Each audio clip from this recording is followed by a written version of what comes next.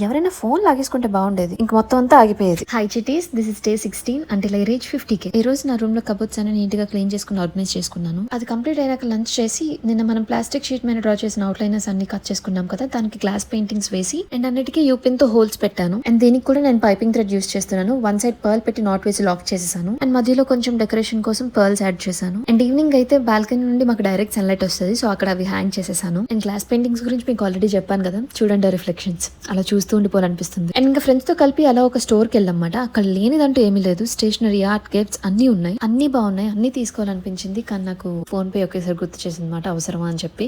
So ఇంకా మూసుకొని ఇదిగో ఈ జర్నల్ స్టిక్కర్స్ తీసుకున్నాను. సో ఇంకేరోజు డిసైడ్ అయిపోయిన ఒక జర్నల్ చేద్దామని. నేను నార్మల్ టైంలో పెద్ద యూస్ చేయను, కానీ జర్నల్ చేసే టైంలో మాత్రం కంపల్సరీ ఒక క్యాండిల్ పెట్టుకుంటాను. అండ్ ఇలా ఆర్ట్ అండ్ క్రాఫ్ట్ సప్లైస్ చూసినప్పుడు ఏం చూసినా కంట్రోల్ చేసుకోగలుగుతాను, కానీ ఇలా జర్నల్ కి రిలేటెడ్ ఉన్నప్పుడు మాత్రం అస్సలు కంట్రోల్ చేసుకోలేను, ఏదో ఒకటి కొనేస్తాను. అలా కొన్నా సరే మాక్సిమం నేను నా జర్నల్ లో వేస్ట్ మెటీరియల్స్ పెట్టడానికి ట్రై చేస్తాను. అంటే లైక్ ఫస్ట్ చూపించిన బాక్స్ ఏమో థియోబ్రామా నుండి కేక్ ఆర్డర్ పెట్టుకున్నాం, అది కూడా కొంచెం బాగుంది కదా అని చెప్పి బాక్స్ అలా పక్కన పెట్టేశాను. అండ్ ఇదిగో ఈ స్ట్రా ఎప్పుడో నేను తాగి పక్కన పెట్టుకున్నాను అది. అండ్ ఇందులో యూస్ చేసినవన్నీ వేస్ట్ మెటీరియల్స్ అని అనుకుంటే no, I don't think like that. ఎందుకంటే నా జర్నల్ లో యూస్ చేసిన ప్రతి దానికి ఒక మెమరీ ఉంటుంది. మీకు చూడటానికి బోర్ అనిపించినా సరే వీక్లీ వన్స్ ఒక జర్నల్ చేద్దామని అనుకుంటున్నాను. చూద్దాం. ఈ జర్నల్ ది డీటెయిల్ గా ఇంకొక రీల్ పెడతాను, so you can see it clearly. And that's it it is. Thank you for watching. See you tomorrow.